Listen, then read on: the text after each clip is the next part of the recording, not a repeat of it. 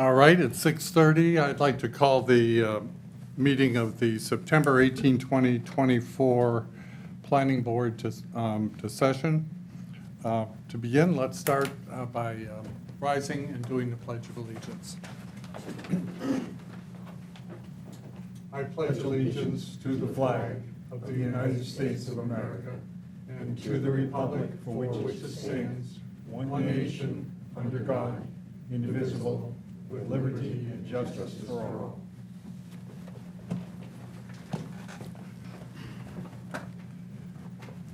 Okay, we have 4 items on the agenda this evening. One is a matter of old business, and we have 3 matters of new business, and then some other business at the end for those who find those things very exciting. My name is Dan Hoback. I'm acting chair tonight because Amy Heibel has COVID. So she obviously was not going to be here to spread the wealth. But I'd like to have the members of the board come by and introduce themselves. Howard Levitan, Oars Island. Lori Rice, Great Island. Courtney Snellings. Matt Gilly, Cundy's Harbor. Matthew James, Town Planner. Thank you very much. We do have a quorum. So let's go right into old business. This is a carryover. Randall and Kathleen Butler and Cameron Johnson, map 66, lot 6. Consideration of the board's exercising jurisdiction for the review of an application to reconstruct a non-conforming structure. This is a matter which was continued from the prior meeting. So perhaps we can ask the town planner if you could give us an update on what you've learned since the last meeting. Yes, so we have conducted a sidewalk, which I did mention at the last meeting, with the owner and applicant and the shoreland zoning officer for our area, Jeff Kalnich from the DEP. During that site walk, Jeff Kalnich identified a potential location for the structure to be relocated to, and we instructed the applicant to come back with some more information regarding whether that location was feasible. After some deliberation and reaching back out to the state, I was able to secure a statement from Jeff regarding the DEP's opinion on the application and how to interpret Chapter 1000 and our ordinance by proxy. There was some confusion about exactly how to utilize greatest practical extent, and if there was to be a location that the structure could be relocated to, if greatest practical extent would be considered. And in the opinion of the DEP, we are to enforce the ordinance and Chapter 1000 by relocating the structure to a available area. The applicant is here tonight. I don't know if he has anything further to say on the matter. Bless you. Good evening. Randy Butler, owner. A couple of things. I did walk with the gentleman around the property. There is a fairly large, flat, open space that Jeff did look at and suggested that that be a potential location for the relocation of the boathouse. At that time, I mentioned that that had been designated at one point as a septic system for a structure that had not been at that point built, has not been. And in fact, he refers to that information in his letter about the cleared parcel does not compromise the location of the existing septic system or proposed future systems. And that area was not identified as locations for septic system until it was identified as a potential location for the boathouse. Perhaps my error in not mentioning that. However, I do have a subsurface wastewater disposal system application completed, approved by the, at that point in time, senior state soil scientist, certified from 2002. By that same letter that he had brought, that first portion, the review of the greatest practical extent, determining the location of the reconstructed structure. If there's a location beyond the setback, per the criteria, then it cannot be relocated within the setback. But that criteria of greatest practical extent specifically excludes areas that can be used as septics. One thing that was perhaps not made clear, the same soil scientist has done an evaluation of the property, and his recommendation is that boathouse not be moved, that it is the only place on the property that will not increase damage to the natural resource.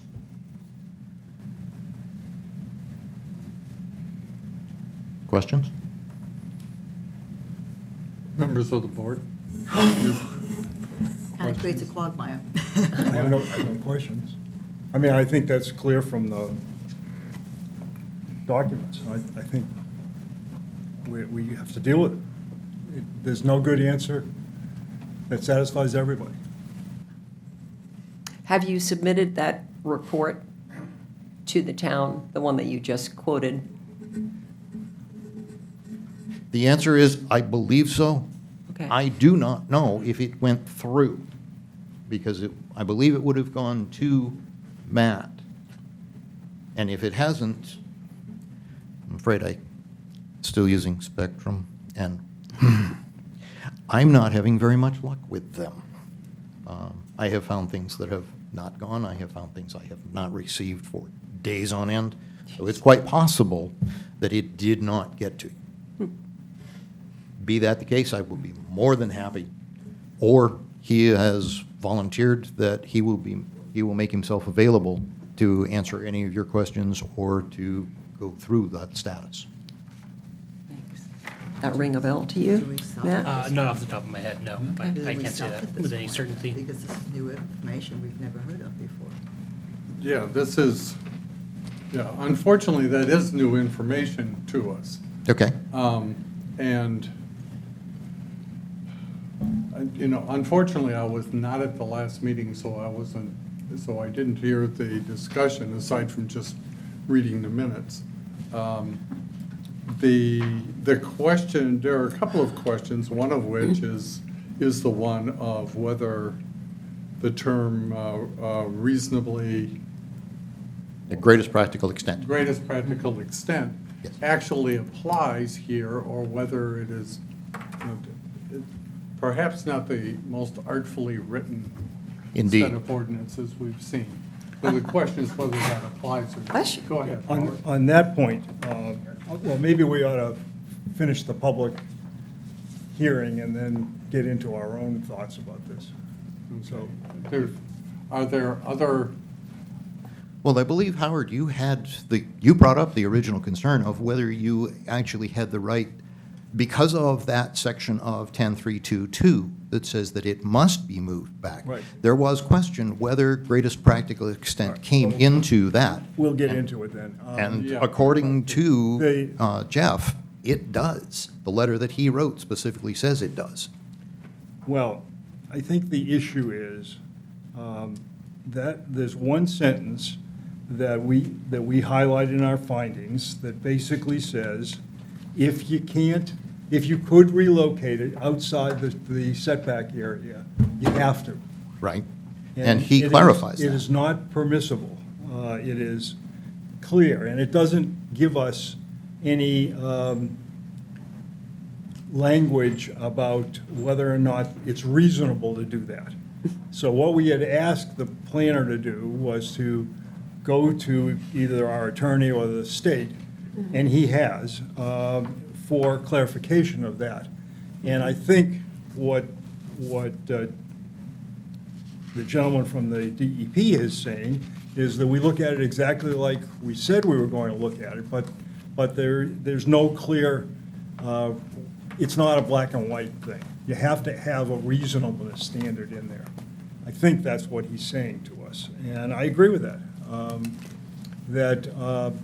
So for example, with respect to the question of the one that we just did on Bailey Island,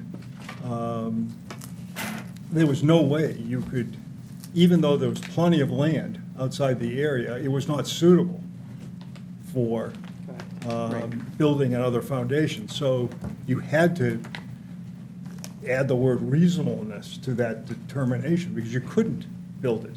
So the question that comes to you, I think, is there another location that you can do it? Now, you would come in, and you have come in and said, well, if we cut down some trees, we could probably do it. The DEP fellow, but that's dangerous in your estimation because that increases the likelihood in a strong wind that other trees would get blown down. You've lived here long enough to have seen enough of that. No, I understand that, but every hill in Harpswell has that same issue. Yes, they do. And people build on the hillsides all over the place. I think the DEP fellow responded to that in the last sentence of the first paragraph when he says, there may be other areas on the parcel where the boathouse could be relocated, albeit with more vegetation removal. The cleared area is a better location, I think is what he's saying, because there's minimal vegetation removal required, and it could be done in compliance with vegetation removal standards and will result in minimal tree removal compared to the other locations. So it's clear that he thinks we ought to tell you that there is at least one site on the property. Our job tonight is to make a determination whether we make that determination in the future or we remove jurisdiction and send it back to codes with an instruction, if we choose to do that. That's all we get to do tonight. Would the soil scientist testimony and explanation of this help clarify? I asked I one think of... it's something that we have to weigh, that whoever makes that determination, if we take jurisdiction, we would have to weigh that. And if we send it back to codes, Tim would have to do that. Okay. And make a determination whether it's the greater good on this thing. It's not a clear black and white. Hey, listen, I think everybody that's seen your site understands that that's been there for a long, long time in your family. As I look And that- around, I that it's suspect- not really good for us to sit here and not pleasant for us to sit here and tell you have to move it. Our job and Tim's job is to enforce the ordinance and the state statute for shoreline zone. We don't have a whole lot of leeway. Can you get that information to us? I think, Yes. I, for one, am feeling like I don't have everything to hand. This was Okay. new information, and I would feel better if I Okay. saw something. What do the rest of you think? The other thing I wanted to just say was, it would be, you're speaking, we don't have formal rules of evidence in a public hearing. Okay. So you can tell us what someone said to you, but the best evidence of that would be a letter from that person or having him here to testify and tell us why he thinks, if this gentleman, I think David. Mr. Roque, yes. Is the expert on soils and, keeping the shoreline safe, then we certainly would want to listen to that, but he's not here tonight. Right. So we can only act on the testimony that we have. It won't make any difference, but I think for your information, you should know that Mr. Roque is who Mr. Kalinich calls when they need soils tests done. Again, that's, Sure. But that is the level of his expertise. I believe you implicitly. So a letter from him stating his reasons for Well, I think. would that be enough, or Depending you on, would, depending on whether we take jurisdiction or we do not take jurisdiction, well, I think that's that, helpful for either of the people that have. that's to what I do it. was wondering, is Yeah. whether it goes to the planning board or to the Well, code we enforcement. haven't made that determination. Yeah. But the letter would be helpful either way. Yes. I think that. Thank you. I think in every one of these public hearings, it's sort of the applicant's job to prove the case. And that would be helpful. That makes it difficult, doesn't it? No. On you and the applicant, though. It No, I- potentially makes everybody- an I mean, adversarial. This isn't an adversarial thing. It's a You're put in a situation where hard we're trying place. to help the people that live in the Right. town as much as we can. This is a state statute that we then have to apply through our own ordinance. It's not like we have a whole lot of choice. Shoreline zoning was the first zoning in Maine, and it's been around for a lot of years. And our job is to apply it. And I guess a prior question is whether this is a situation where the exception actually allows for weighing the benefits of keeping it here or moving it. I'm convinced from what the gentleman from the DEP said, that you have to read that as I think you would have had to be reasonable anyway, in that sense. I think you just have to be. And I think that's the way we've always done it. Okay. Are there, before entertaining any other questions from the board, is there anyone from the public who wishes to be heard on this? Yes, sir. I'd like you to speak. Chris Hatch, an immediate abutter to the Butler's property. And I guess I feel like I'm taking the role of sort of speaking for the classic boathouse by the shore. And you folks have to weigh legality and whatnot. Just viewing it somewhat from, I guess, an aesthetic perspective or whatnot, as one is appreciates the Maine coast. I've got more pictures in my phone of boathouses, fish houses along the shore than any other structures. I know you have to weigh and decide as you must, but I hope you end up with a Butler boathouse by the shore, not tucked up in the woods. Thank you. Thank you. Any other comments or questions from the board? Then I guess the question is whether we wish to take jurisdiction of this or whether we want to turn it over to codes. I would like to move that we do not take jurisdiction, or we remand to code enforcement officer with the request that that the original application should be denied, but that if it can be relocated, it would be preferable to relocate it wherever on the property the codes officer determines is best for the environment. I would also like to state that if the code officer determines that it can't be relocated, he should at least drop us a line. Let us know. That would be my motion.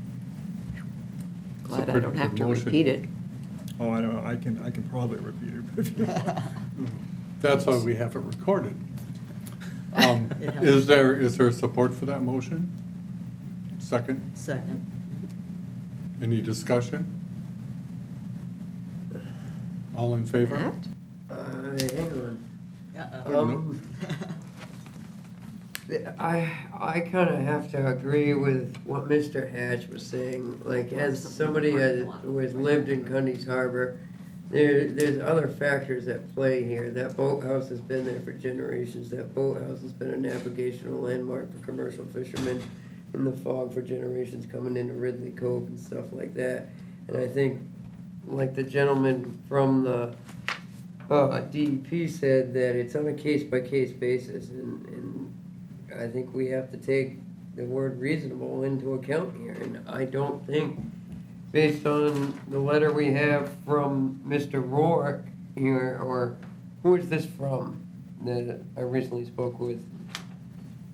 This was provided to us by the applicant. Oh, okay. Yeah, he put All it right, together. yeah, if we could, I'd prefer to table it, pending more information that he can get that letter from Mr. Rourke in the wastewater disposal application he was talking about and stuff like that. I hate to table it and make you come back again, but. I don't know if we can. What's the time frame? What's the time limit? We have X number of days in order to. Yeah, is it I think 90? we have 100 days. No. I Was it- was thought it was- So the ordinance. Where's Margaret? The Go the ahead, ordinance Matthew. calls for 45? 40 days. 40 days. And that 40-day period starts when public notice goes out.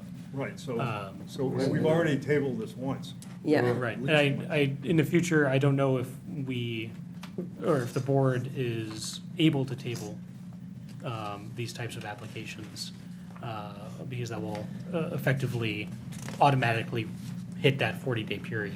Yes, it's 21st. So I think we have to act on it, Uh, unfortunately. I mean, one way or the other. It would have been nice to have all of the evidence, the testimony. And Matt, going back to your point, which I can really appreciate, because I vote, and I know what you mean about having, those landmarks to really nail in on. But would that make a difference on if we take jurisdiction or remand it to codes? Yeah. No, I just wanted to Codes get can it take out that. there on the public record was all, so Okay. it was made aware more than anything before we voted. Yeah. No, And that's I fair figured that point. was my chance. That's- So if we remand it to codes, even with your precatory language, He can do whatever he he wants. can do whatever he wants. It's the responsibility then of codes to make the final determination. And I think by putting it over there, we're suggesting that codes is probably better able to determine the reasonableness or not than we are, because they deal with it all the time. Is that a fair Yeah. assessment? Yeah. Okay, Otherwise, we'd have to just take jurisdiction all the time. that's right. And then ultimately do whatever has to be done. The planning board really probably should only take jurisdiction in an exceptional case in these type of situations. Okay, any further comments? If it's been moved in second, we call for a vote on remanding it to codes with all With of the- instructions. With the other instructions, all in favor? Sorry, Tim. Motion is unanimous. Okay, we get to talk to code enforcement. And thank you, this is one of those areas that doesn't have an easy answer. And so we appreciate all the work that you have done in preparing for this and giving us an opportunity to look at something that I'm sure we'll see again in the future. All right, let's move on to new business. Malcolm Henry Family Trust, map 42, lots 47 and 48 and 48-1. Subdivision amendment, consideration of an application to dissolve one lot within the Narrows Landing subdivision. I'll start by saying, I do think we need to make Matt a voting member tonight. Yes. Oh, You have to elevate them to Okay, Oh, whoop-de-doo. yeah, You're just a ghost. Yeah. I'm sorry, you just, Yeah. you I'm felt like a small voting, frame, so okay. I get missed a lot. Okay. In the absence of our regular members, Matt Gilly will be a voting member retroactively Yeah. for all purposes of this meeting. All right? Okay. Mr. Planner? Okay, moving on to the Narrows Lane subdivision then. This application me just get on my information here, is to eliminate the one lot of a subdivision, and modify the lot line of another lot in a subdivision, to create 3 lots out of 4. The purpose of doing so is to gain access to a lot that at one point had a right-of-way and no longer does. They'll be extending the lot lines to Dotty Point Road so that a driveway can be put in for access.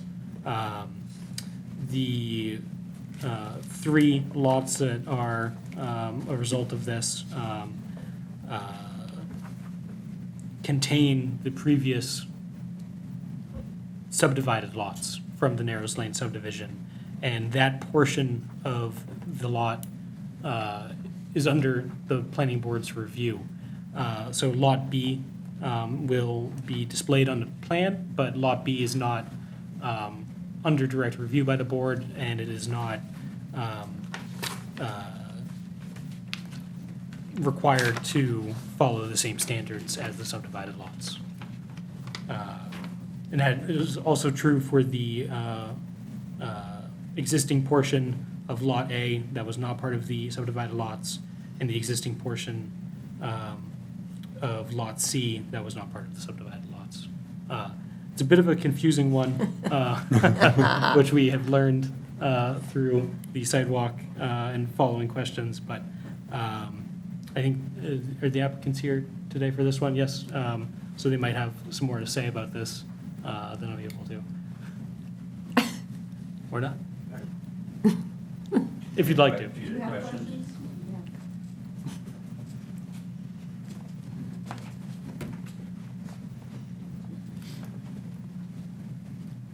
name is Mark Henry. I'm Malcolm Henry's son. Were there questions about the proposal? We didn't know whether you might have something you wanted to say Like in your addition to our. Your purpose in doing this? Purpose is to basically make a sellable lot out of, a larger sellable lot out of what was pretty difficult to market. The left side, I can't remember the numbers, but the left-sided waterfront lot was basically on a cliff and had no real access to the water. And by moving the lot line into the lot next door, it allows access to the waterfront as opposed to trying to make stairs down a cliff. Yeah. Okay. Okay, thank you. In the, And also, if I can add, it was to gain access to Downey Point. You need to- You need, because it's recorded, that's the issue. We can hear you, but she can't hear you in the back. So the original intent was it was basically landlocked. So the original intent was to extend the lot line from the waterfront back to Downey Point. That lot line was then amended in order to provide an area of waterfront that somebody could actually walk down. So it was really twofold, originally back to Downey Point and then moved northerly, which made the non-conforming lot non-buildable. And that is going to be amended to the parcel that is at the end of Moose Alley. Does that make sense? Yes, although Moose Alley isn't on the map, but somebody probably knows where it is. Yeah, it Where is. is it? It is. It's on the top. Thank you, so it is. I need to have my magnifying glass. I see it now, thank you. Yeah. I had a couple of questions. From what we have, what you've given us, I can't tell where on the new large lot is the buildable area. I don't know where the site of the dwelling house projected would be, because you had 2 there. You had the ability to put 2, because it was 2 lots, and now it's 1 big lot. Correct. That would be the first question, is where the location of the dwelling would be, because that's something that we look at in a subdivision. And the second is, how does that lot, where's the road in gonna be?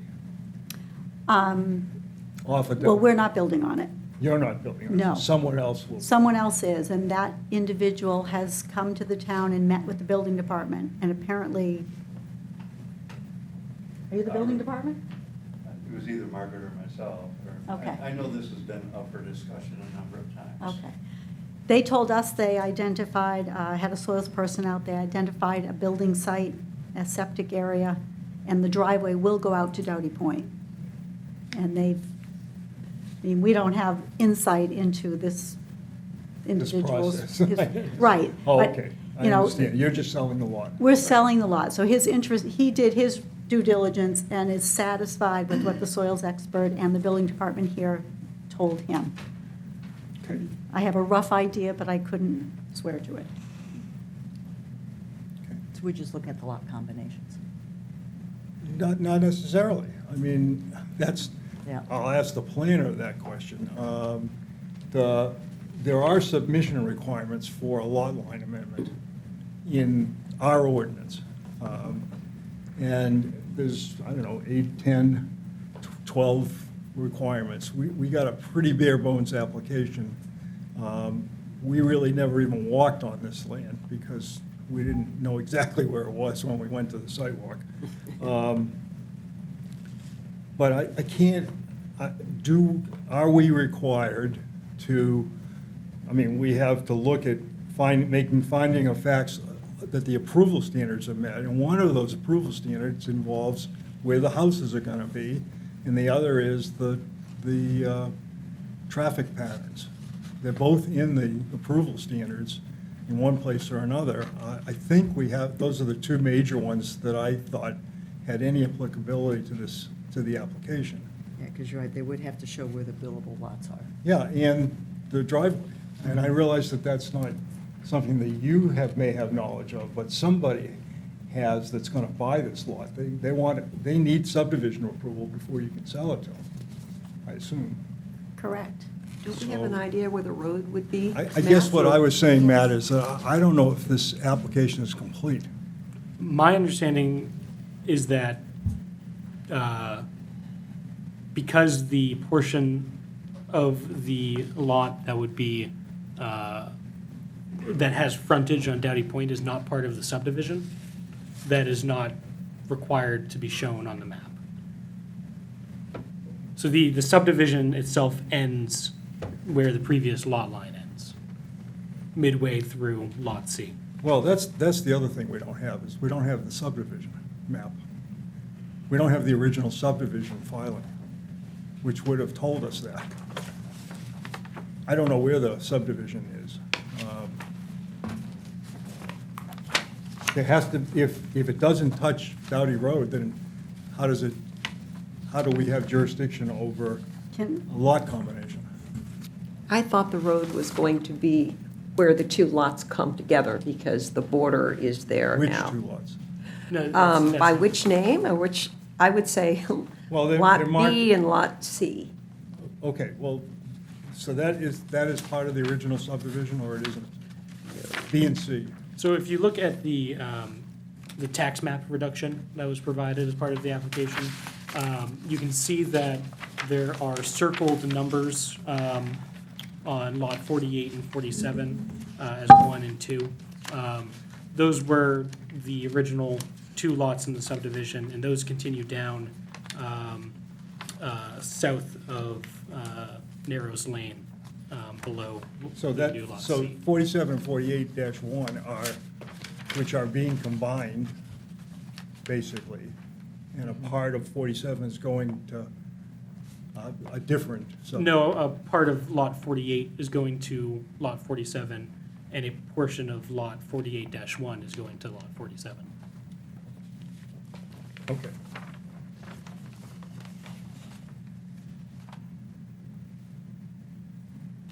So what you're saying is Lot A was not part of the subdivision, or it was?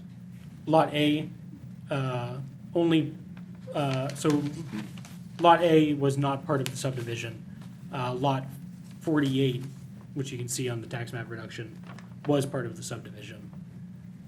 And now part of that lot is joining with, to become Lot A. Okay, well, Yeah. but that what is now Lot C, a big lot, has to have access to Dowdy Point Road, what?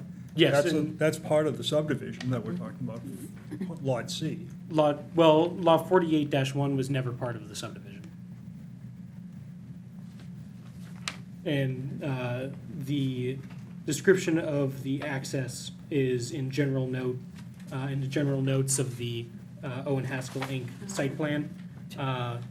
General note 7 states that access would be made from Dowdy Point Road, directly through the site. Where are you reading this? It's in the, if you look at the Owen Haskell site plan, there are the plan references and general notes on the right-hand side. Yeah? Note 7 describes where the access will be for the lot. So the curb cut for access will not be on any previous subdivision land, not on land part of the Narrows Lane subdivision. No, I think we understood that. Okay. But it goes out to, the only access then it would have would be to Dowdy Point Lane. So that's part of our jurisdiction in approving this, to know that it meets the standards of access roads. I think. What do you mean, Howard? Yeah, I'm not sure if I know. Because it Sorry. says it's got I'm not access to following you. Dowdy Point. It's going to have access somewhere in Right. this big lot Right. to Dowdy Point Road. Part of the I think it does. standards that we have to, when we approve Yep. a subdivision, which you'll see in the next subdivision one we have, is that we have to be able to say that the roads are in the right place, and that the dwelling location is in accordance with the standards. And so we have to make a determination that that's the case for here. I had asked that as a question. Didn't you answer that question? I don't thought he believe, did. I don't believe those items need to be, my understanding is that those items don't need to be listed on a lot line amendment. Okay. So when you get down to the findings that you have given us that relate to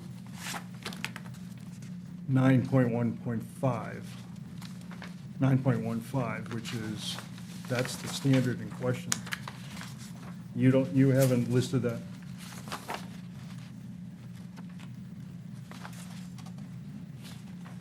As not applicable or applicable?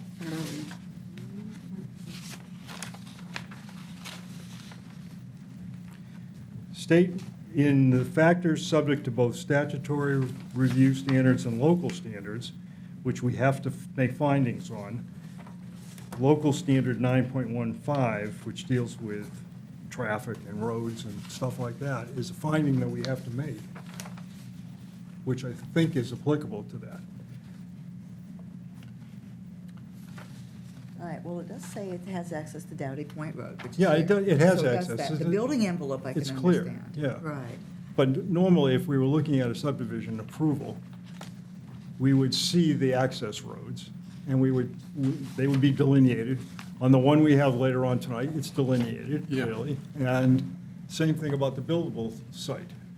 I'm just asking, what are we supposed to be doing on a lot line amendment? Because there are submission requirements that deal with that. And it's not, I think we have to make findings, specific findings about things that are required to be looked at.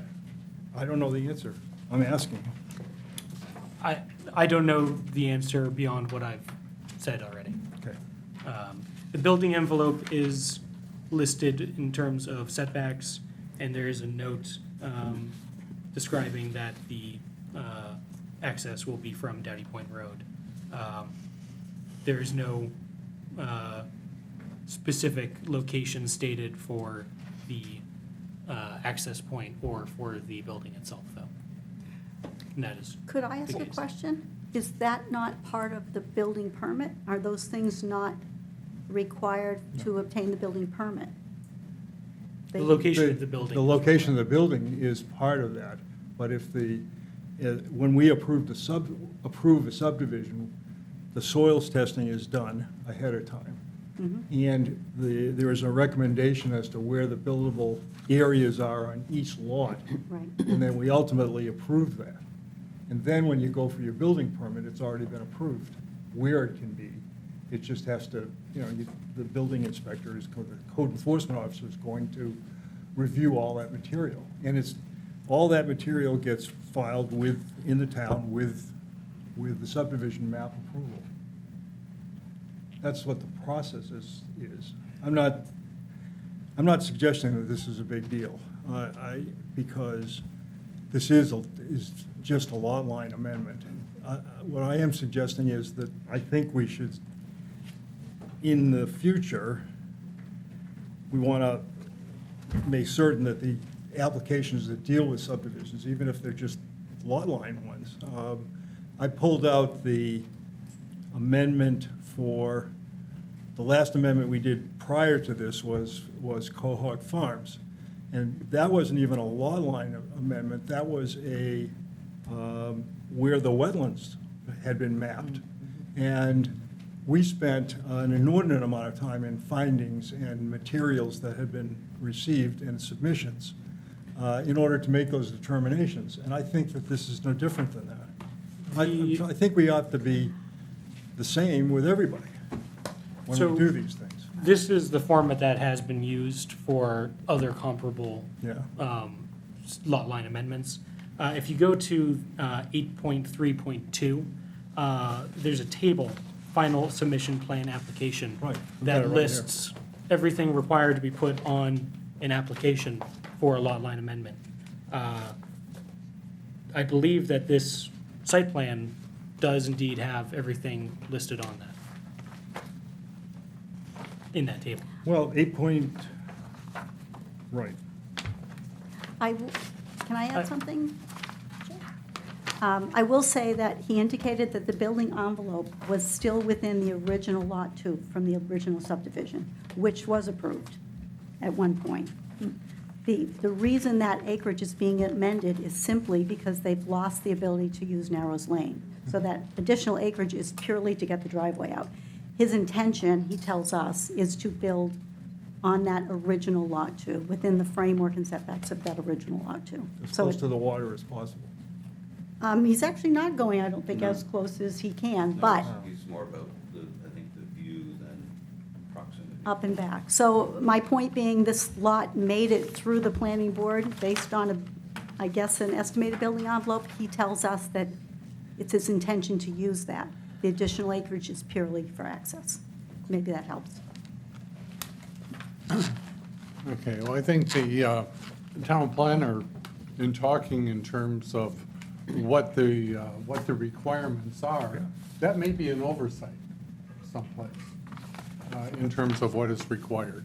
But if the requirements of the submission are sufficient, then, we can talk about, perhaps at a different time, about what we might want to do in order to see to it that the original subdivision standards are met for any amendments or lot line changes or that. And it's not clear to me that that's there. So, I think the point that Howard is making is a good one, but I'm not sure how applicable it is here. Well, when we get to each of the standards, when we get to 9.15, I'll make a comment there. Okay. All right. Are there any other questions before we get to the standards? Okay. And I was having trouble finding. There is one Oh, gentleman I'm that would sorry. like to speak. I'm sorry. So, I'm actually wearing two hats tonight. One is, I'm Ralph Davies, and I'm president of the Narrows Lane Road Association. And I'm also the Henry's neighbor. And I'm here more to get information than anything, and also to clear up something that I've heard being bandied about as far as what these guys want to do. So I have a couple quick questions for you. What does RP stand for? Resource protection. Okay, I and then guess. Hatch. Highest annual tide. Highest annual tide. Sorry? Highest annual tide. Okay. So my first question is the lot that's being sold next to us, is that being bought by an individual homeowner, or is it being bought by a contractor? You know? Are we required to disclose that by personal information? I didn't ask their permission to disclose. Yeah, And does it matter? it might be. Okay. Might matter to you guys. Pardon me? Might matter to you guys if I knew that, the answer to that question. In a beneficial way. I'm not refusing the answer, I'm just, it doesn't matter. What's the underlying issue, though? Are you concerned about a further subdivision? Right. Are we talking about one lot, or are we talking about So that would six? have to come back here anyway.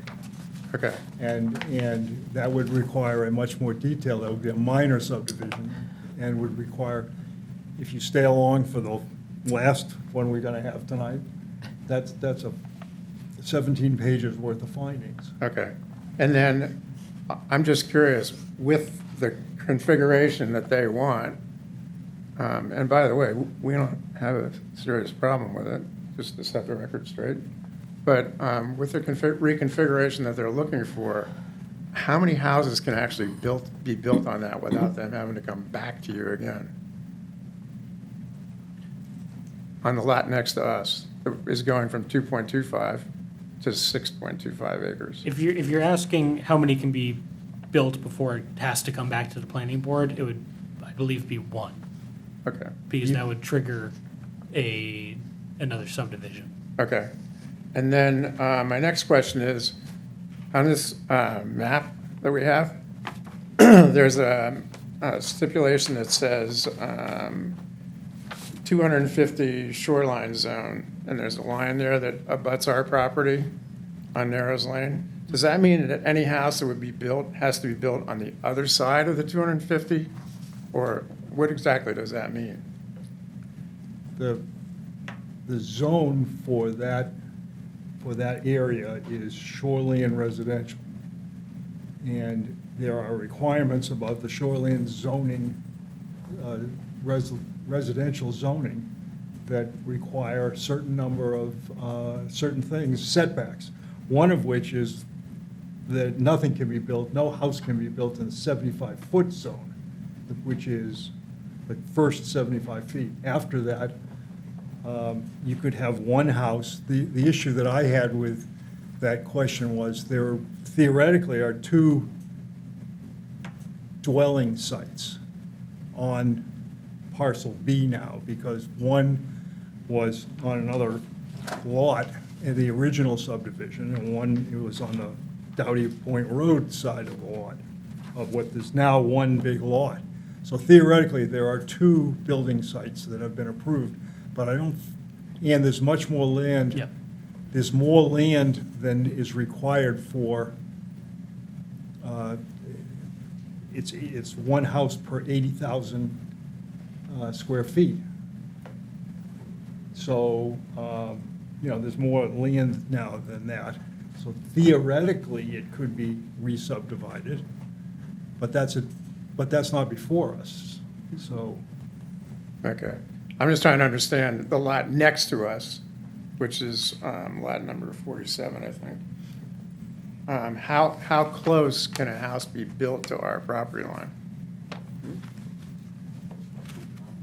25 feet? 25, the setback. yeah. Okay, that's what I thought. 25 feet from the line. There'd be Oh, a from the lot. setback from the line of, Okay, that's what I thought. I just, like I said, I'm just seeking clarity. yeah. And then, I was hoping to meet the new buyers tonight, but obviously that's not going to happen. And the last thing is, I've heard people say that there's some question about whether whoever this person is that bought their property can put a dock in. And I just want to clarify once and for all, they're no longer able to access the public, not public, but the private dock that is part of the Narrows Lane Road Owners Association. And this is the Maine coast. People should be able to build a dock, and my wife and I have absolutely positively no problem with them putting in a dock next to us. So I just want to make sure that's crystal clear to everybody too, okay? But anyway. There's a common dock for the subdivision. For the original subdivision, there Well, is. but they're still part of the subdivision, they've just given up the right to access Narrows Lane. Right, but, okay, so it's a private the Eider Dock Association is a private association within Narrows Lane. And we have the ability, as I understand it, to decide who becomes members of it and who doesn't. So I just want to make it very clear, like I said, that as far as I'm concerned, whoever buys this property should have every right in the world to put a dock in. And we're certainly not going to push back on that, so anyway. For what We it's really worth. can't comment on that. No, okay, but I'm just saying. That's not, I just want you to know that we're on board with that idea. But, we should talk, Mark. Okay? 'cause- All right. So thank you. wait, I'm just curious, Howard, you probably know the answer to this, or Matt, somebody knows well, it. it's So, complicated because of the common dock. no, I'm asking if you are part of a subdivision, but you give up your right to access it, are you now still part of that subdivision? Matt's Interesting. saying yes. Okay. Subdivision doesn't change. Interesting, thank you. And some in the dock and wharf Yeah, I'm not into that, I'm Parts of just our wanted the other part. statutes, Yeah. there are questions there. Not tonight. Thank you. right? Not tonight. Not tonight. All right, are we ready to? We're ready. Move along? All right, let's go. Okay. The first thing is factors, we have to make factors subject only to state statutory review standards. Title 30A, 30-A MRS Section 4404 sets out the standards that the planning board must find are met in order to approve a subdivision plan. The following state standards are not applicable to the proposed elimination of Lot 1 and amendment of Lot 2 in the Narrows Landing subdivision. Therefore, I move that the planning board finds that the following state standards are met since they are not applicable to the application. State Standard 1 concerning pollution, State Standard 3 concerning municipal water supply, State Standard 7 municipal solid waste disposal, State Standard 10 financial and technical capacity, State Standard 11 surface waters outstanding river segments, State Standard 15 farmland, State Standard 16 river, stream, or brook, and State Standard 20 impact on adjoining municipality. Is there a second? Second. There's any discussion? All in favor? Unanimous? Okay, now factors subject to both state review standards and local standards. I move the planning board finds that the following state and local standards are met since the application involves the amendment of lot lines of two existing lots in a previously approved subdivision, and therefore these standards are not applicable to the application. State Standard 2, sufficient water, and local standard 9.6.2, water supply. State Standard 4, erosion, and local standard 9.7, erosion and sedimentation control. State Standard 5, traffic, and local standard 9.15, traffic. State Standard 6, sewage disposal, and local standard 9.6.3, sewage disposal. State Standard 8, aesthetic, cultural, and natural values, and local standard 9.14, aesthetic, cultural, and natural values. State Standard 12, groundwater, and local standard 9.11, impact on groundwater. State Standard 13, flood areas, and local standard 9.9, construction in a flood hazard area. State Standard 14, freshwater wetlands, and local standard 9.10, impact on wetlands. State Standard 17, stormwater, and local standard 9.12, stormwater management. State Standard 18, spaghetti lots prohibited, and local standard 9.19, spaghetti lots are prohibited. And State Standard 21, land subject to liquidation harvesting, and local standard 9.20, liquidation harvesting. By the way, we have to make findings on all Every one of them. So Every exciting. one of them. Okay, is there a second to that motion? No, I'm not going to second it, but I would like to comment that. Oh, okay, well, I need a second before it's open. I'll second it. Okay. Okay, Moved and I'd like seconded. just Howard? comment on the traffic standard, local standard 9.15. There's a page full of standards about road design, not safe access to the public public and private roads. Dowdy Point's a private road, has its own association. I thought the whole purpose of the subdivisions was to have one road in and out of a subdivision so that there aren't as many curb cuts on the feeder road, the main road. And that's part of what would be a discussion about where the road is, and also where it hits on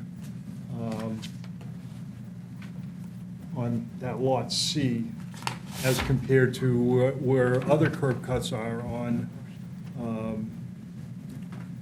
Dowdy Point Road. So for example, you wouldn't want to have it right next to Narrows Lane, and you wouldn't want to have it right across from Navigator's Lane. So there is an issue as to where the road would be out of this now big lot, especially if it is further subdivided.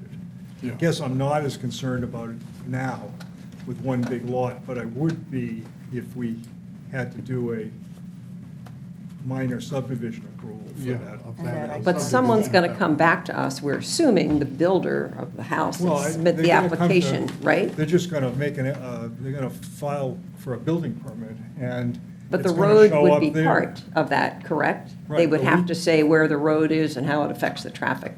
Is that like step 2 in what we're doing? Is that something that you would be looking at too?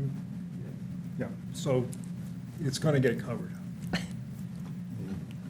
For purposes of the motion, is this a section you would like excluded from that? No, I'm comfortable with what we've talked about. Okay. My thought is that despite the limited number of submission requirements, and I probably would agree with Matt that submission's okay.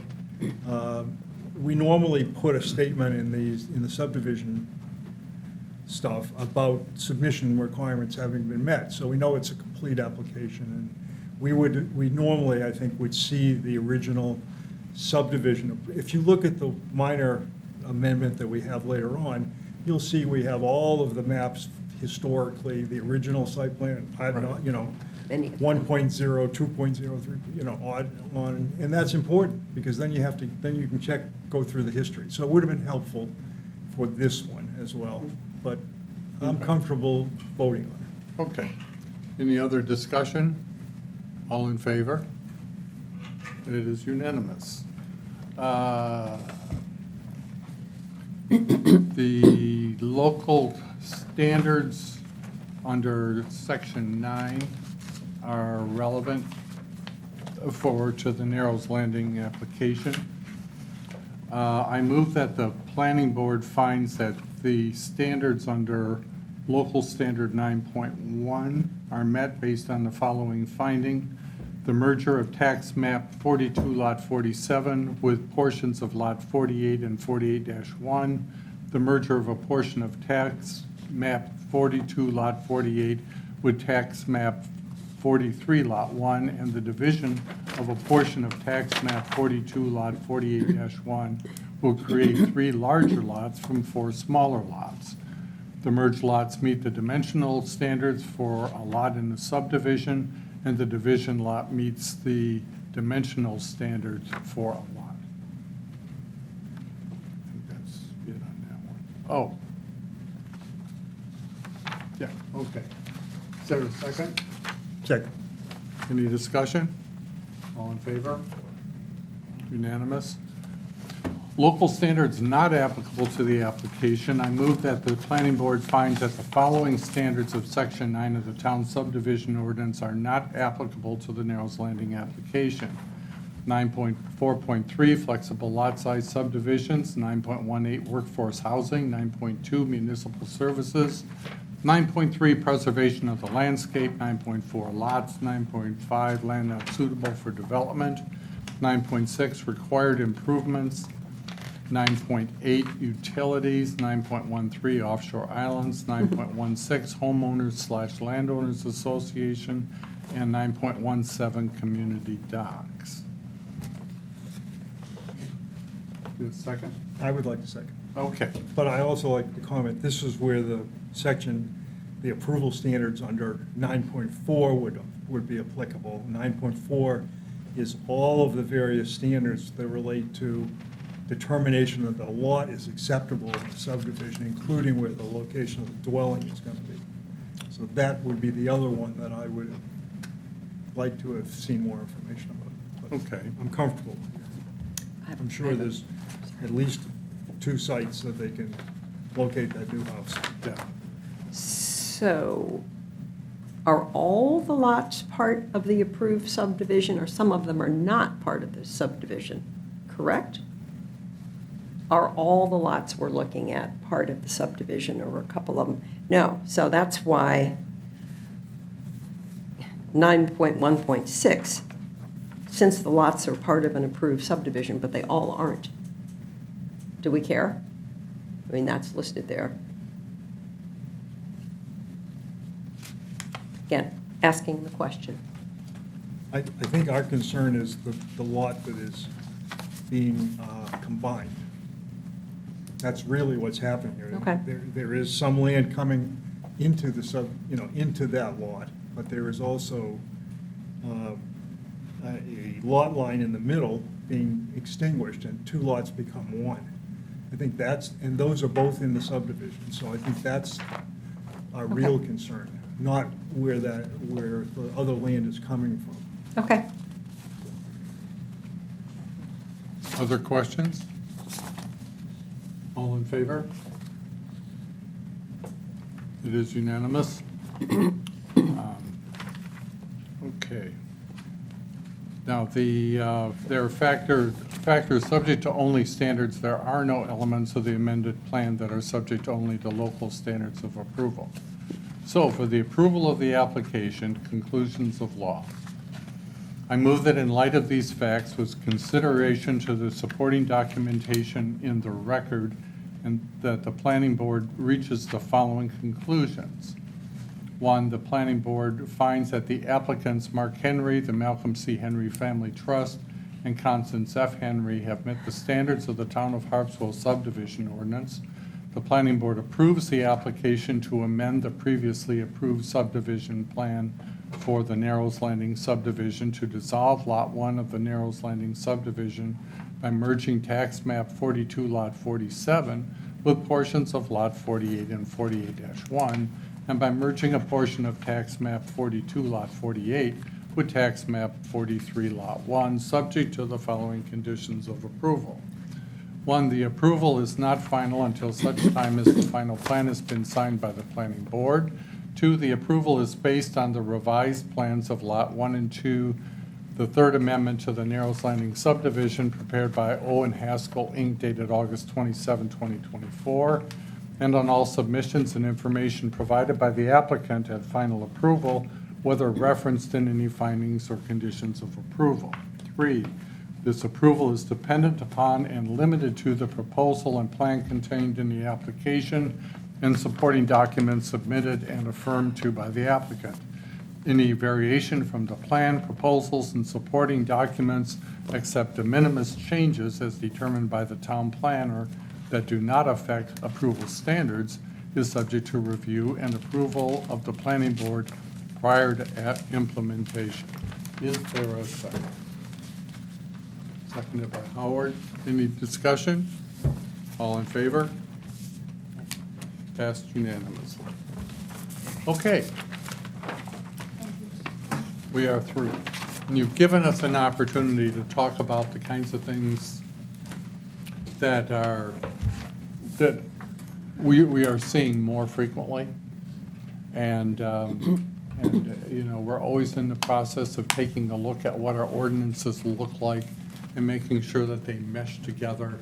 And this is just another one of those areas that we're going to be making business for the town planner. So thank you very much. Okay, next item. 25 Steamboat Road LLC, map 23, lot 43, 25 Steamboat Road, Rhode Island. Already, huh?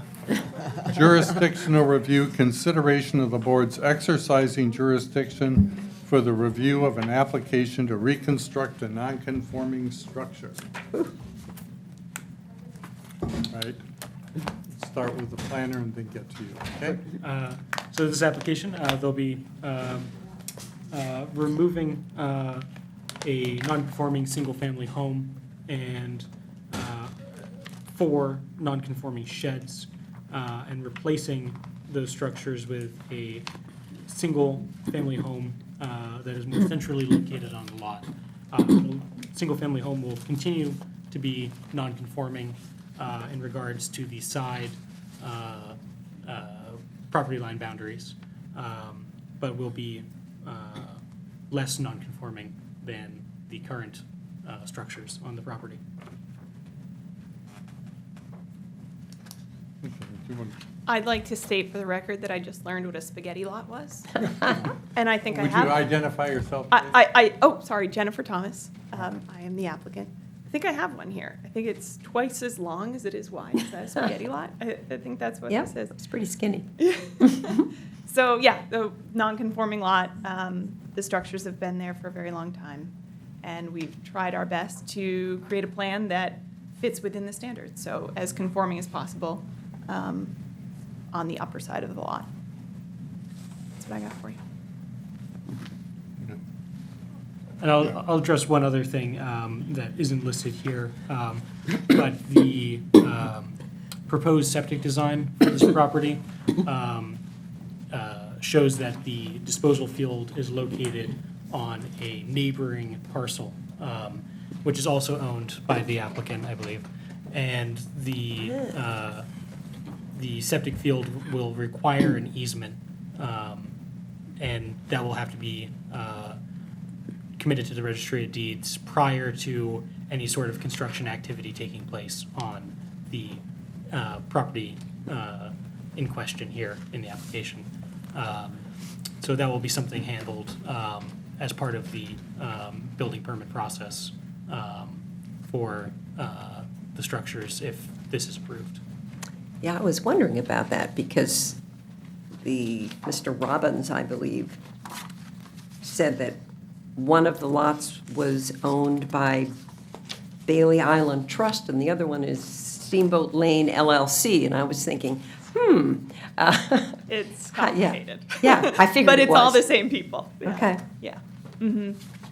And when when I had the pleasure of meeting you all during COVID on screen for 27 Steamboat Road, we designed that septic system knowing that we would probably want to add the 25 Steamboat Road lot to it.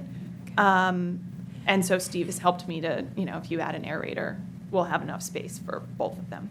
Because of my fun spaghetti lot, it would be challenging to put, there is a septic system on here, but I think it would be challenging to recreate it. The leaching Thank field you. is on that long, narrow section that goes down to the water, That's right. Down the hill. Right, Yep. down the hill. yeah. Howard? I move that we remand to the code enforcement office. All right. May I put it in more complete language? Absolutely. Okay. Howard moves that the planning board remands the application of 25 Steamboat Road LLC to reconstruct a non-conforming structure on Lot 43 and map 23, and will continue to be non-conforming with respect to the required property side setback to the code enforcement officer for processing.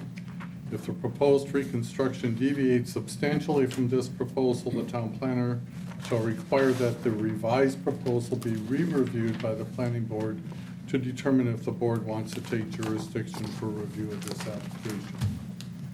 Is there, that meet your approval, Howard? Absolutely. Okay, is there a second? Second. Any discussion? Should we be saying that what Matt suggested needed to be added? Does that have to be part of our proposal? About the permanent easement? It's Nope. part of the code enforcement officer's Okay. responsibility. Good. Thank you. Good. Any other comments? Then let's vote. All in favor? Passed unanimous. Thank you, guys. Enjoy your spaghetti. Okay.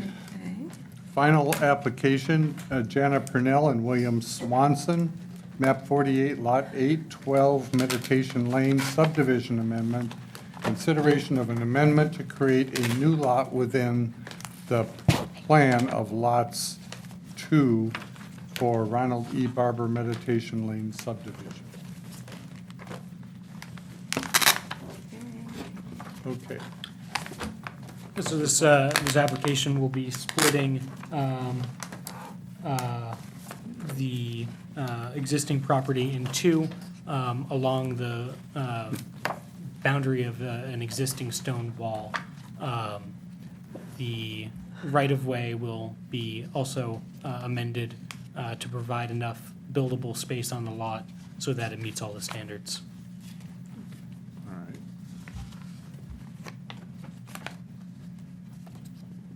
Any discussion from the board? Are you the owner? Brad, yes, Brad Schwartz. Okay. Could you tell us a little bit about your rationale for this? Sure. Land in Harpswell is expensive. And about 5 years ago, when we started looking around, thinking that perhaps ours would make a very nice family home, and it's just the two of us, we started looking at acreage, a couple of acres. And this is the first I thought about perhaps subdividing, as I started to look at the cost of, what our budget could be and what the cost of 2 acres would cost us. I thought, well, we don't really use the back lot. And I started to research the ordinances, and it looked like with some minor improvements or minor changes to the right-of-way, we could have a buildable lot on our own property. So that was the idea. And so that's the reason for the application. All right. Mhm. Thank you. Sure. Our first order of business is to determine the adequacy of the submission. So I move that the planning board finds that the application of Gunpoint Realty Trust, including the supplemental material submitted July 15, 2019, meets the requirements of section 8.3.2 of the subdivision ordinance for a minor subdivision, and therefore is determined to be a complete application. Is there a second? Second. Howard had his hand up. No, Lickety-split. Okay, any discussion? All in Wh- favor? What is the Gunpoint Trust? That was the original. Oh, Beck Barber's original Yeah. subdivision? Really? Okay, thank you. I wondered where you got that. Right. So I think all in favor, did I see hands up for everyone? I didn't. Yeah, okay, unanimous, okay. I will. Conformance with the approval standards. Okay, there are 21 state standards to consider. I suggest that we read the state review standards along with the town planner's findings that the standards are met, then have any discussion on specific topics. If there's an agreement among the board that the standards are met, then move to incorporate the findings of the town planner in a single motion rather than 21 separate motions. I'm all for Unless you- that. Sounds like a time saver. Okay. Pollution. The standard is met since the revised plan proposes creating 2 lots, each with over 80,000 feet of area. The developable area of each lot is outside of the flood hazard area. Each lot can support the subsurface wastewater disposal system and will provide for adequate waste disposal. 2, sufficient water. The applicant proposes each lot will have a private well, and a review of state well data suggests that wells in this area provide an adequate supply for single-unit residential use. I have a 3, question on that. Yeah. Where was the review of the state well data? It just says a review of the state well data, but I didn't know where. Is that something you researched for that area, Yeah. or? Yeah, there's access to a database for I saw Mr. Temple's bill, but that was sort of listed under that it was proof of That's a great question. adequate water, but Right. I didn't think that was true. It's twofold. This was a previously approved subdivision. There's existing well data, and there's the new evidence from Temple well drilling. Thank you. Okay. For erosion, the proposed lot split will not require the construction of any new roads or utilities to serve the lots. As each lot is developed, an erosion and sedimentation control plan will be provided as part of the building permit application. 5, vehicular access to the likely home sites will be by the Meditation Lane, an existing private road that is adequate to accommodate the additional traffic from one additional residential lot. Sewage disposal, the applicant has provided a letter from a licensed site evaluator indicating that subsurface water disposal systems meeting state rules can be installed on a new lot. 7, municipal solid waste disposal. Household waste will be taken to the town's recycling facility, which has adequate capacity for the waste generated by one additional household. Composting will be utilized on site for food waste. 8, aesthetic, cultural, and natural values. The proposal involves dividing an existing lot in an approved subdivision into 2 lots. There are no known historic or archaeological resources on the lots, and there are no identified significant wildlife habitats or rare or irreplaceable natural areas on the 2 lots. 9, conformity with local ordinance and plans. The 2 lots meet the 80,000 square foot lot size requirements for subdivision lots and meet the minimum shore frontage requirement. 10, financial and technical capacity. The applicant has owned the lot for a number of years. There is no significant investment required by the lot split, and the subdivision plan has been prepared by a qualified party. 11, surface waters and outstanding river segments. The property is not located within the watershed of any pond or lake. 12, groundwater. Use of the 2 lots is limited to 1-unit residential uses with minimal impact on the groundwater. 13, flood areas. The lot is not in proximity to the shoreland or flood hazard zone. 14, freshwater wetlands. There are no freshwater wetlands as defined in the ordinance within the 2 lots. River, stream, or bank. There are no rivers, streams, or banks within or abutting the proposed re-subdivision. 17, stormwater. The creation of the... You missed 15. I missed 15? Farmlands. There's no farmland. There's no I know, farmland. I got it here. Okay, 17, stormwater. The creation of the lots will not alter the existing pattern of stormwater runoff across the proposed lots.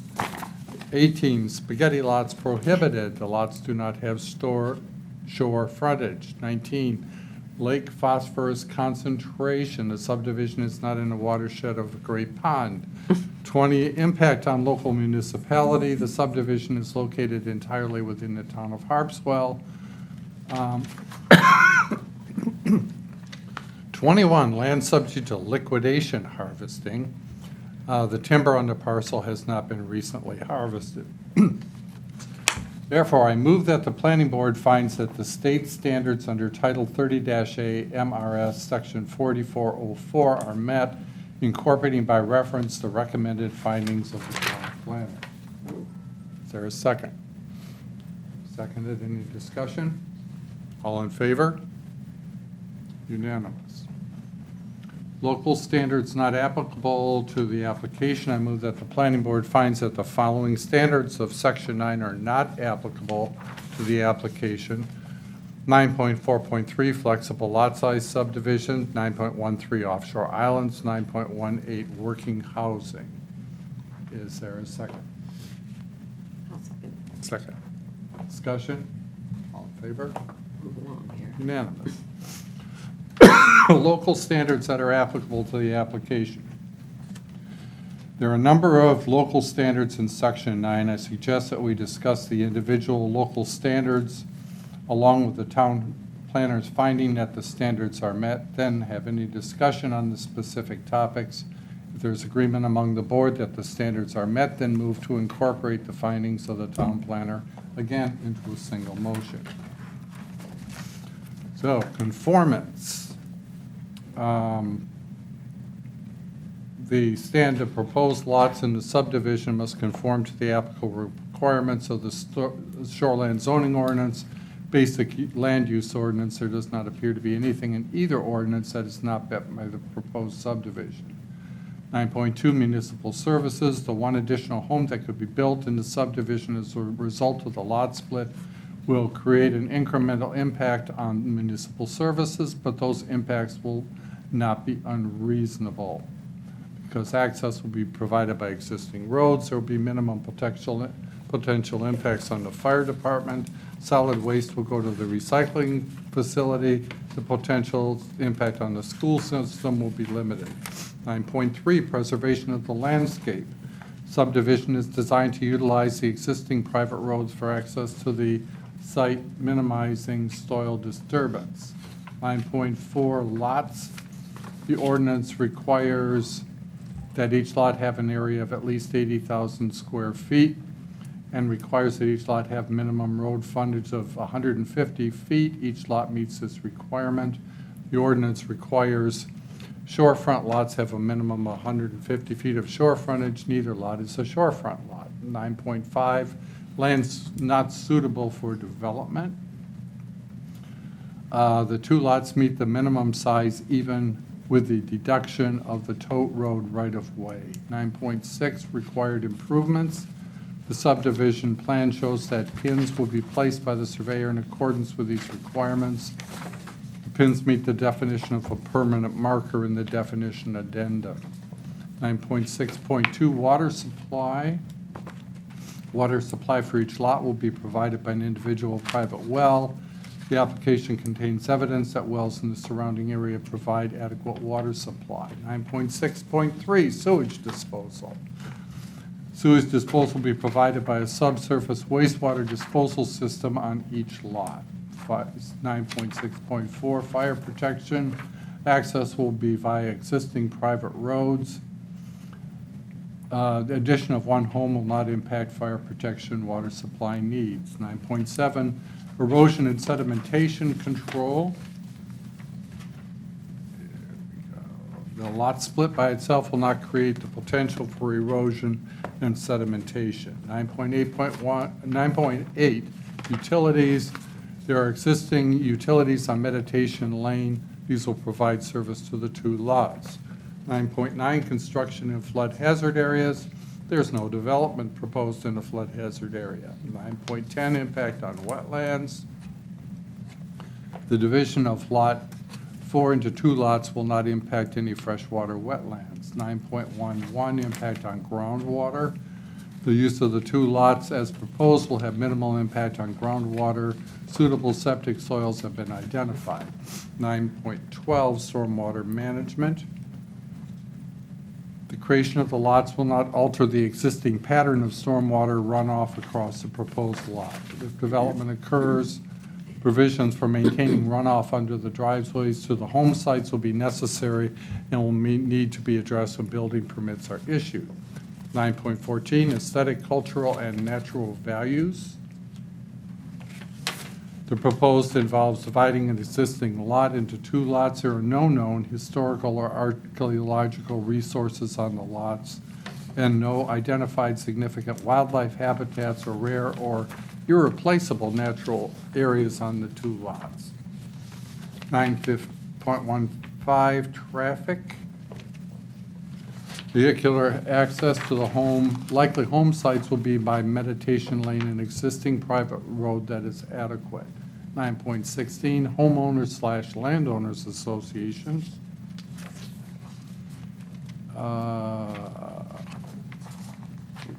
It is not applicable since this is an existing subdivision. 9.17, community docks. Not applicable since this is an existing subdivision and the lots are not shorefront lots. 9.19 spaghetti lots prohibited.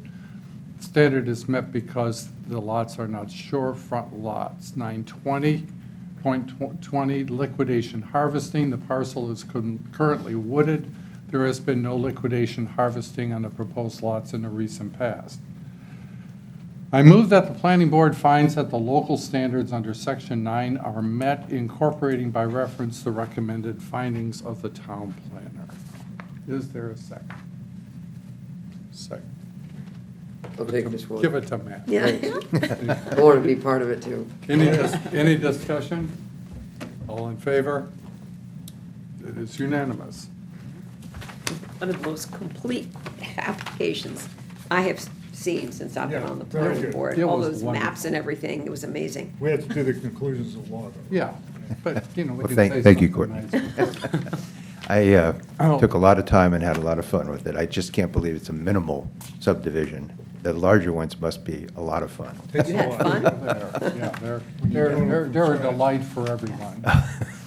Okay, I move that in light of these facts, with consideration to the supporting documentation in the record, that the planning board reaches the following conclusions. Planning board finds that the applicant, Gunpoint Realty Trust, has met the standards of the town of Harpswell subdivision ordinance. I think we may want to, the applicant is Janelle Perrell. and Jana we- Perrell. Mhm. I'm the applicant. She actually, we've shifted the ownership of the property to her name for legal purposes. Okay, so we'll change that. The planning board finds that the applicant, Jana Perrell, Yes, thank you. has met the standards of the town of Harpswell subdivision ordinance. The planning board approves the application to re-subdivide Lot 6 in the Gun Point Cove subdivision into 2 lots, 2 areas of common open space, and to transfer a small area to an abutting property owner. 1, the approval is not final until such time as the final plan has been signed by the planning board. 2, this approval is based on the approved plan prepared by Titcomb Associates dated January 4, 2024, and on all submissions and information provided by the applicant at final approval, whether referenced in any findings or conditions of approval. 3, this application is dependent upon and limited to the proposal and plan contained in the application and supporting documents submitted and affirmed to by the applicant. Any variation from the plan, proposals, and supporting documents except de minimis changes as determined by the town planner that do not affect approval standards is subject to review and approval by the planning board prior to implementation. May I have a second? I'll do it again. Okay.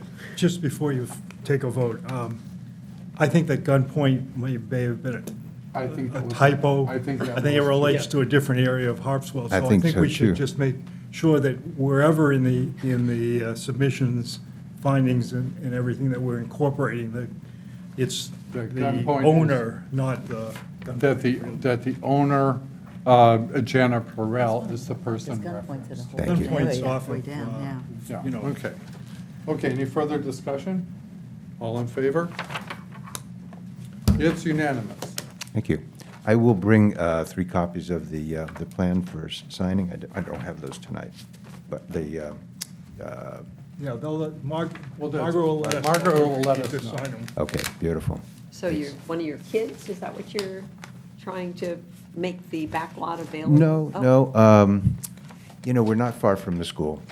It's a 3-bedroom, 2-bath house, and we just are thinking that maybe it would make a nicer family home where our needs are not quite so large. So that's our current thinking. And having that backup lot then gives us a place to move to stay in Harpswell, which is really what we want to do. Sure. Yeah.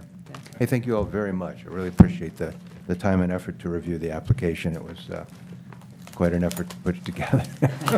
It shows we did a beautiful Yeah, job. you did. Oh, thank you. I Thank appreciate that. I'm Now, glad. you should have been here. They should all be before, that easy. When every one of those 21 standards was Read. done individually.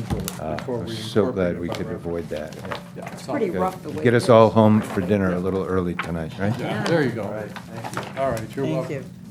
All right, other business, consideration of the minutes from the July 17 and August 21, 18Sep2024 meetings that were previously mailed out. Are there any additions, corrections, amendments to those minutes? I can only comment on the 21st because I was missing from the July meeting, but I saw no errors. Okay. If not, I would ask for a motion to approve the minutes. I will. Good night. Can I, Yeah, I move that the minutes be approved. Is there support? All in favor? Unanimous. All right, planning update. Oh, yeah. Who, me? Finally, the fun part. We will be continuing to work on the items addressed at the workshop on the, I believe that was on the 4th of this month. For the time being, I'm going to continue using Mark's format for these meetings with slight variations. I'm going to attempt to make a blank master copy of these so that I do not have to go find some ancient subdivision and go off of that and have to edit everything out of it. For the time being, I'll be continuing Mark's process. Eventually, I would like to modify things to all of our benefit, if need be, and make sure that we're all happy with the process and that it's as efficient as possible. As of right now, obviously, there's some issues, clerical errors and things, but hopefully those will be addressed soon. Okay. I Thank you. appreciate your having had them ready on Friday. yes, That was that's a. very helpful. big I help. mean, there's some people who are working Yep. and, involved in I was other on things and. The rest of us who are retired still. Yeah, but even those I was in who the are middle of the North Main retired Woods. are still, we have a lot of obligations, so it was nice to have longer to do that, so thank you. And thank you for sending them out, Margaret. Just wanted to remind everybody, we have a workshop on the 2nd of October. The second? Yeah. Good. Or, no, second? It was the 4th of this month. It's the 2nd of next month, I believe. Okay. October I'll 2nd. send out a reminder, but Okay, what time? 4:30. 4:30? Oh, whatever it was last It time. was 4 4, o'clock. wasn't it? 4. Four, yeah. Yes, 4. Yeah, that's a help. I have that on here. Workshop at 4 PM on October 2nd. do have it. And we have site visits coming for the next Surprise. meeting yet? Yeah. For the next meeting so far, we'll have Irene Pelletier back with the pool. We have an application that Matt will be interested in. Field Road? What? Field Road? No, I'll tell you about that, but, Yeah, I'll talk to you after. yeah. It's a commercial dock with a fish house on it. So there's a Okay. couple things going on, the commercial dock and the fish house. Where about? With the fish house? Right next to Ash Cove Lobster, All right, yeah. yeah. So that'll be coming to you. And I think there's another residential dock in the RP district. Boring. Okay. Thank you Yeah. very much. You're welcome. You're very good, Anything Margaret. for the good of the order? Then this meeting is adjourned.